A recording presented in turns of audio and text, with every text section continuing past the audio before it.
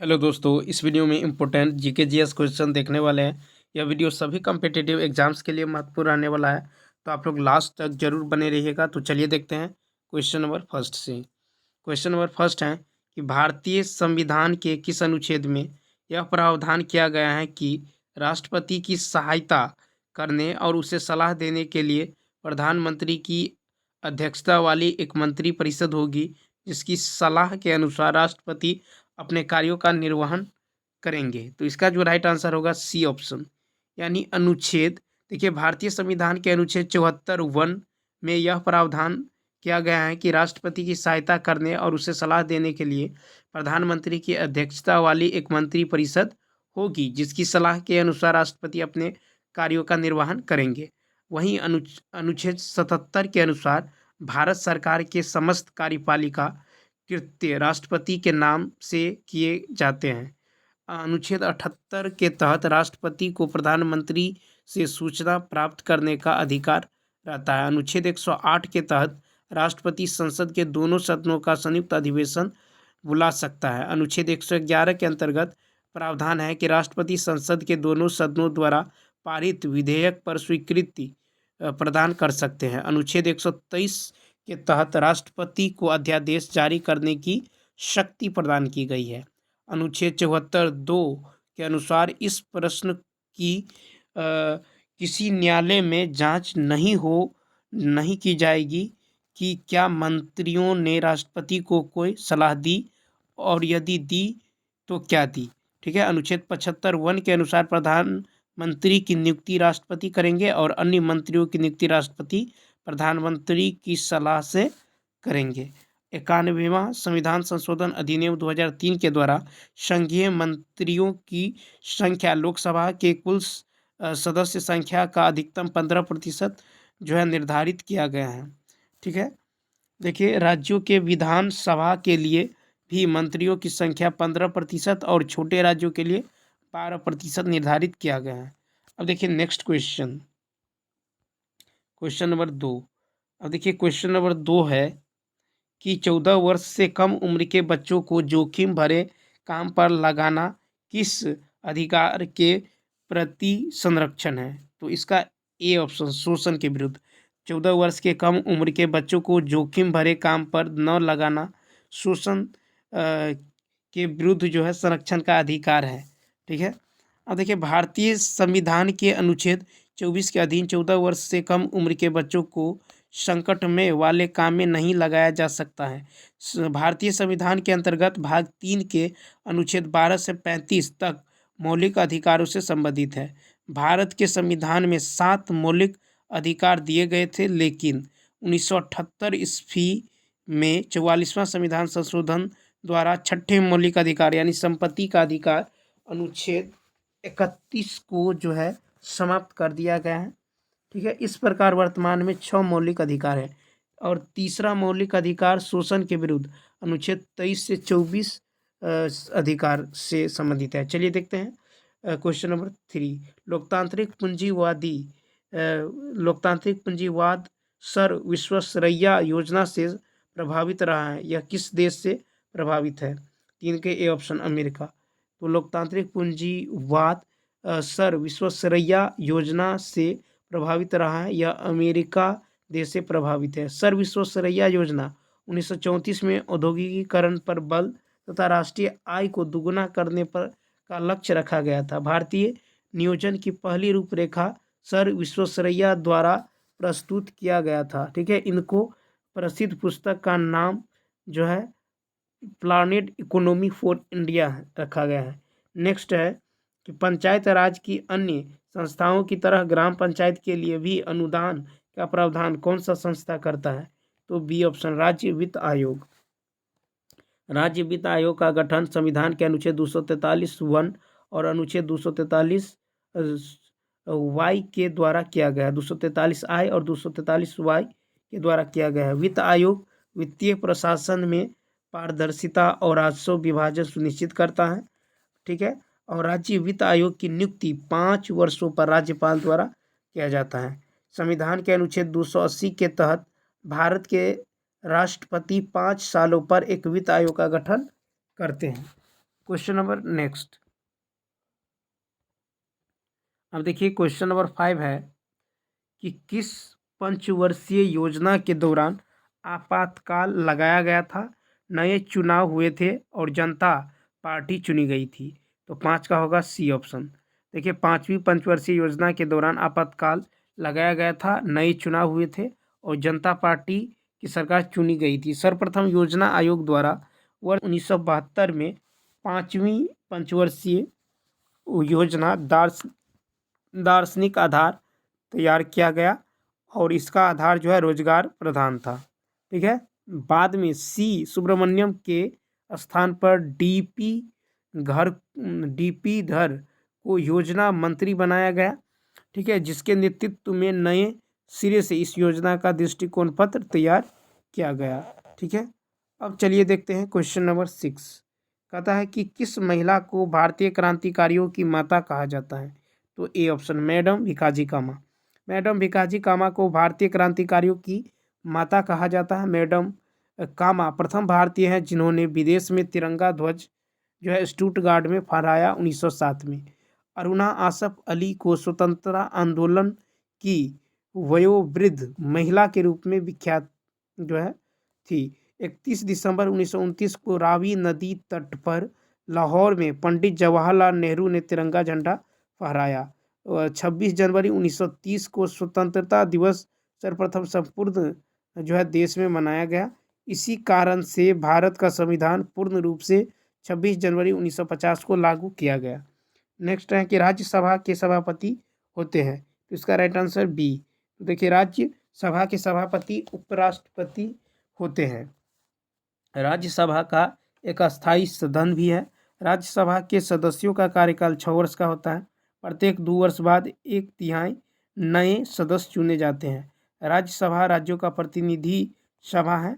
वर्तमान समय में राज्यसभा के 233 सदस्यों का चुनाव राज्य केंद्र शासित प्रदेशों के विधानसभा के सदस्यों द्वारा की जाती है।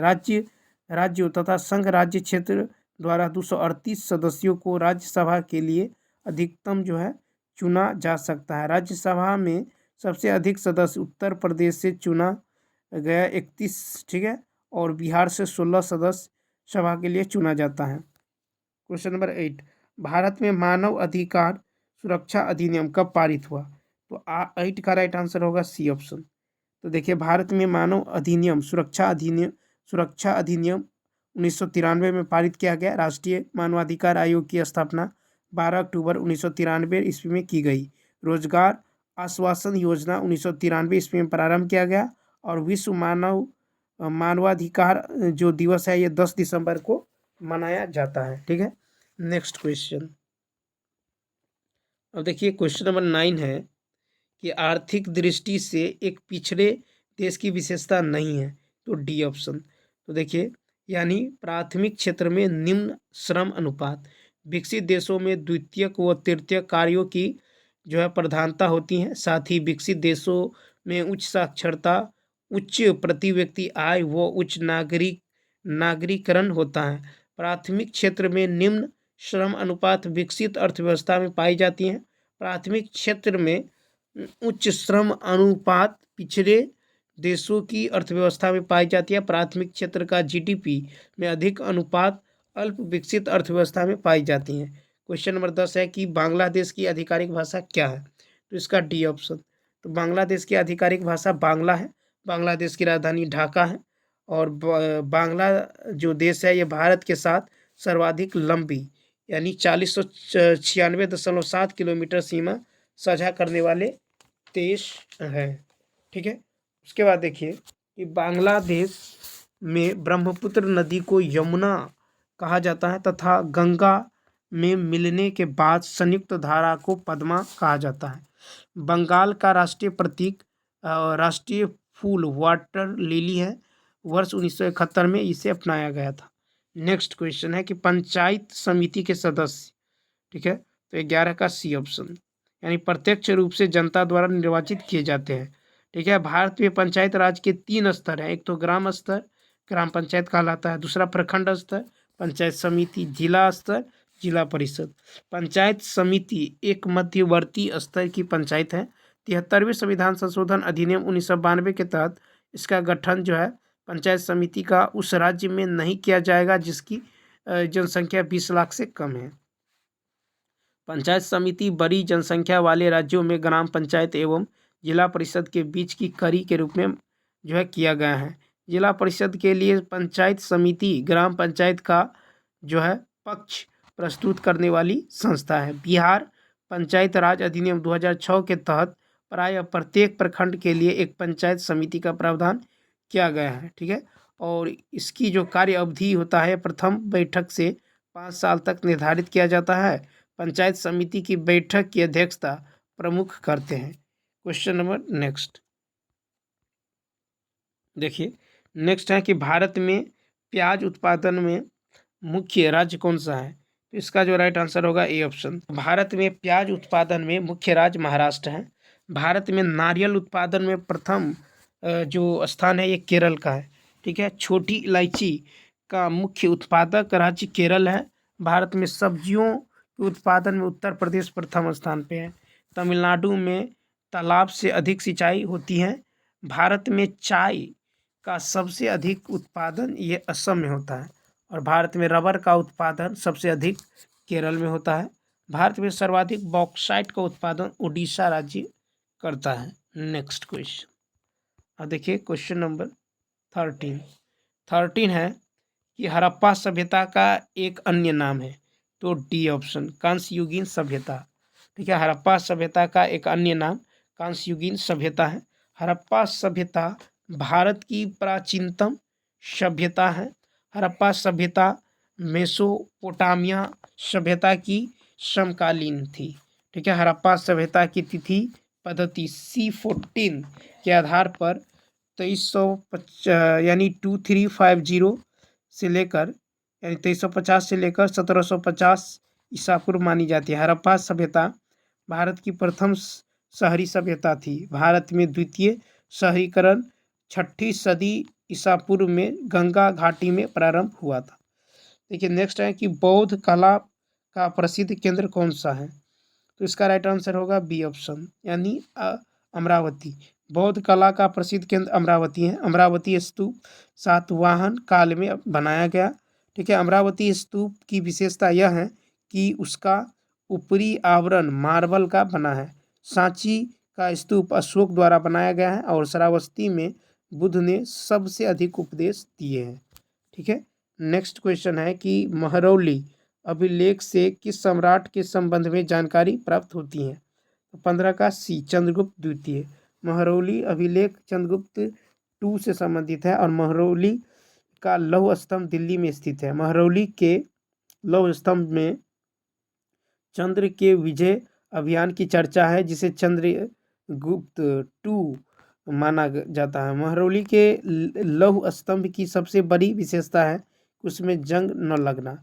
चंद्रगुप्त द्वितीय के दरबार में नवरत्न रहते थे। ठीक है, क्वेश्चन नंबर 16। अब देखिए नेक्स्ट क्वेश्चन है कि वेदांत शब्द का प्रयोग किसके लिए किया गया है? तो इसका राइट आंसर होगा सी ऑप्शन, यानी उपनिषदों के लिए। वेदांत शब्द का प्रयोग उपनिषदों के लिए किया गया है। वेदांत का अर्थ है वेदों का अंत। ठीक है, अर्थात वेदों के मूल भाव को टीकाकरण द्वारा समझा गया जिसे उपनिषद कहते हैं। वेद का अर्थ ज्ञान है, यानी असीम ज्ञान। उपनिषद का अर्थ है निष्ठापूर्वक पास बैठना।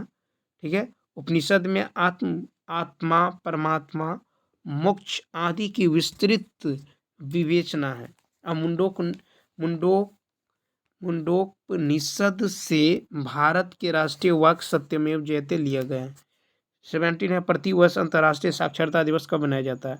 ए ऑप्शन, प्रतिवर्ष 8 सितंबर को अंतर्राष्ट्रीय साक्षरता दिवस मनाया जाता है। 10 सितंबर को विश्व आत्महत्या रोकथाम दिवस मनाया जाता है। 16 सितंबर को विश्व ओजोन संरक्षण दिवस मनाया जाता है। 27 सितंबर को विश्व पर्यटन दिवस मनाया जाता है। राष्ट्रीय अभियंता दिवस 15 सितंबर को मनाया जाता है। अंतर्राष्ट्रीय शांति दिवस 21 सितंबर को मनाया जाता है। 14 सितंबर को हिंदी दिवस मनाया जाता है। 18 है कि निम्नलिखित में से कौन सही है? C option. तो ऊंचाई महत्वपूर्ण नहीं है, काफ़ी ठीक है, कॉफ़ी के लिए छाया का फैक्टर महत्वपूर्ण है, यह कथन सही है। चाय की खेती भारत ने 1835 ईस्वी में प्रारंभ किया। ठीक है, भारत में सर्वाधिक चाय का उत्पादन असम राज्य में होता है और नीलगिरी की पहाड़ियों पर भी चाय और कॉफ़ी की खेती किए जाते हैं। कॉफ़ी एक पेय पदार्थ है। कॉफ़ी का भारत में सबसे अधिक उत्पादन कर्नाटक राज्य में होता है। ब्राज़ील विश्व का सबसे बड़ा कॉफ़ी उत्पादक देश है। ठीक है, क्वेश्चन नंबर देखिए 19 है, गन्ना की फसल लगभग कितने समय में तैयार की जाती है? तो इसका राइट आंसर डी। तो देखिए, गन्ना की फसल 12 साल में तैयार किया जाता है। गन्ने के फसल के लिए 26 से 32 डिग्री सेल्सियस तापमान एवं 75 से 120 सेंटीमीटर की आवश्यक जो है वर्षा की आवश्यक होती है। भारत को गन्ना का जन्मभूमि माना जाता है। दक्षिण भारत के गन्ना में मिठास, ठीक है, अधिक होती है। गन्ना से चीनी बनाने के बाद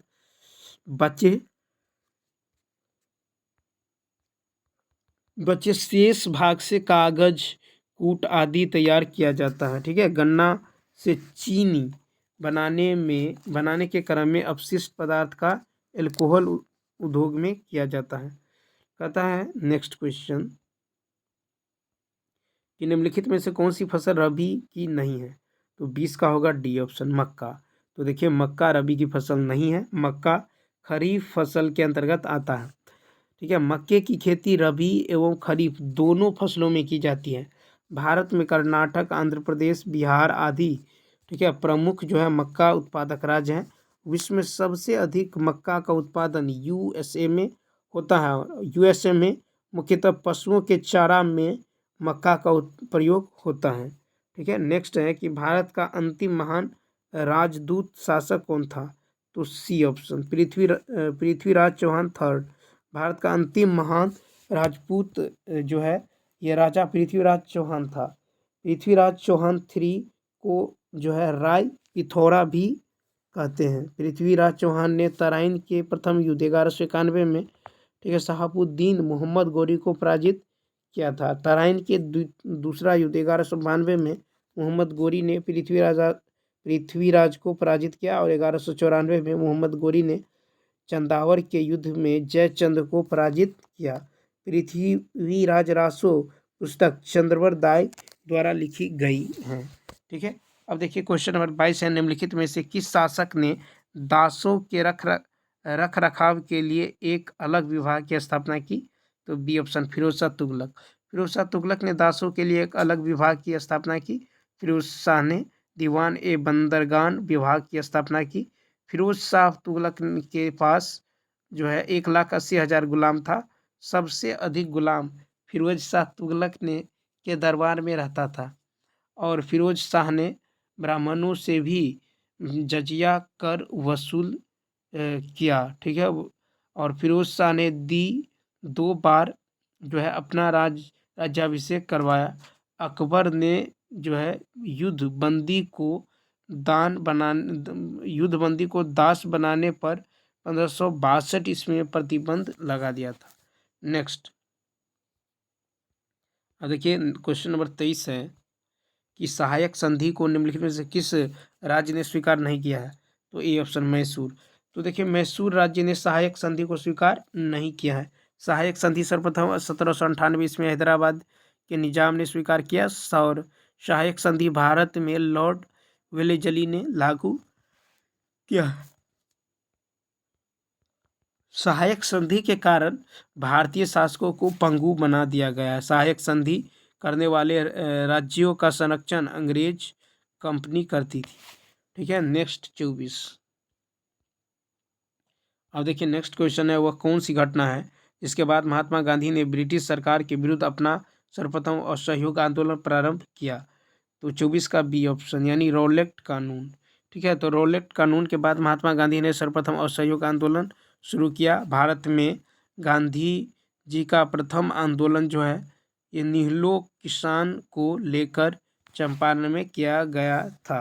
असहयोग आंदोलन 1 अगस्त 1920 ईस्वी को शुरू किया गया और असहयोग आंदोलन 12 फरवरी 1992 को वापस ले लिया गया।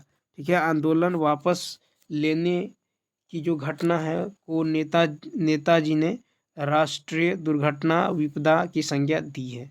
नेक्स्ट है कि किस भारतीय महिला के नाम पर अमेरिका में एक अंतरिक्ष यान का नाम रखा गया है।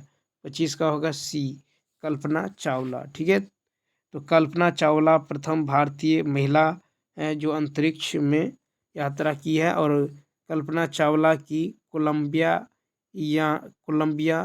यानी कि दुर्घटना में मृत्यु हो गई। ठीक है, क्वेश्चन नंबर नेक्स्ट। अब देखिए नेक्स्ट क्वेश्चन है, क्वेश्चन नंबर जो है, क्वेश्चन नंबर यदि देखें तो क्वेश्चन नंबर जो है 26 है कि खाली स्थान को चंद्रयान 3 की सफल लैंडिंग के साथ भारत चंद्रमा पर सॉफ्ट लैंडिंग करने वाला चौथा देश बन गया। तो इसका जो राइट आंसर होगा सी ऑप्शन, 23 अगस्त 2023। 23 अगस्त 2023 को चंद्रयान की सफल लैंडिंग के साथ भारत चंद्रमा पर सॉफ्ट लैंडिंग करने वाला चौथा देश बन गया है। ठीक है, अब नेक्स्ट तथा 24 जुलाई 2023 को राष्ट्रपति द्रौपदी मुर्मू द्वारा लाइफ टाइम अचीवमेंट अवार्ड के लिए जो है राष्ट्रपति भू विज्ञान जो है 2022 किसे जो है प्रदान किया गया है। तो देखिए इसका जो राइट आंसर होने वाला है ये हो जाएगा आपको कि 24 इसका राइट आंसर होगा आपको ए ऑप्शन, 24 इसका होगा ए ऑप्शन।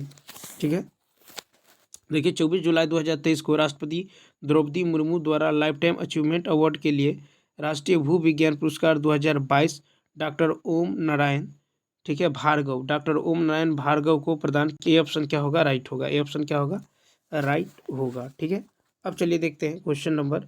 अब देखिए कि मई 2023 में जयंत विष्णु नार्लिकर को पहला Govind Swarup life time achievement award जो है प्रदान किया गया है। ठीक, अब चलिए देखते हैं नेक्स्ट क्वेश्चन। अब नेक्स्ट क्वेश्चन है, नेक्स्ट है कि भारत सरकार ने किस वर्ष तक देश से कालाजार को खत्म करने का लक्ष्य निर्धारित किया है। तो होगा सी ऑप्शन। तो देखिए वर्ष 2023 तक देश से कालाजार को खत्म करने का लक्ष्य निर्धारित किया है। विश्व स्वास्थ्य संगठन से भारत सरकार का लक्ष्य 2030 तक मलेरिया उन्मूलन, ठीक है, का प्रमाण पत्र प्राप्त करना है। ठीक है, अब चलिए देखते हैं question number next. Thomas cup किस खेल से संबंधित है। तो सी ऑप्शन। ठीक है, देखिए थॉमस कप जो है बैडमिंटन से संबंधित है। नागर कप, चड्डा कप, अमृत दीवान कप आदि जो है बैडमिंटन से संबंधित है। भारत ने 2023 में इंडोनेशिया को हराकर पहली बार थॉमस कप विजेता रहा है। बैडमिंटन की सर्वप्रथम संस्था इंटरनेशनल बैडमिंटन फेडरेशन की स्थापना 1934 में की गई थी। बैडमिंटन के कोर्ट की लंबाई 44 फीट और चौड़ाई जो है 20 फीट तथा नेट की ऊंचाई 5 फीट है। अब देखिए क्वेश्चन नंबर नेक्स्ट। अतः जून 2023 में रिसर्च एंड एनालिसिस विंग यानी रॉ के प्रमुख किसे नियुक्त किया गया। तो 30 का राइट आंसर होगा बी, रवि सिन्हा। तो जून 2023 में रिसर्च एंड एनालिसिस विंग यानी रॉ के प्रमुख के रूप में रवि सिन्हा को नियुक्त किया गया। रॉ प्रमुख रवि सिन्हा बिहार के भोजपुर जिले से हैं, और तपन कुमार ढेका आईबी इंटेलिजेंस ब्यूरो का वर्तमान प्रमुख है। डीआरडीओ के वर्तमान अध्यक्ष डॉक्टर समीर वी कामत हैं। तो चलिए दोस्तों इस वीडियो में इतना ही। यदि यह वीडियो अच्छा लगा हो तो लाइक शेयर और सब्सक्राइब करना न भूलें। तो चलिए मिलते हैं नेक्स्ट वीडियो में। Thanks for watching.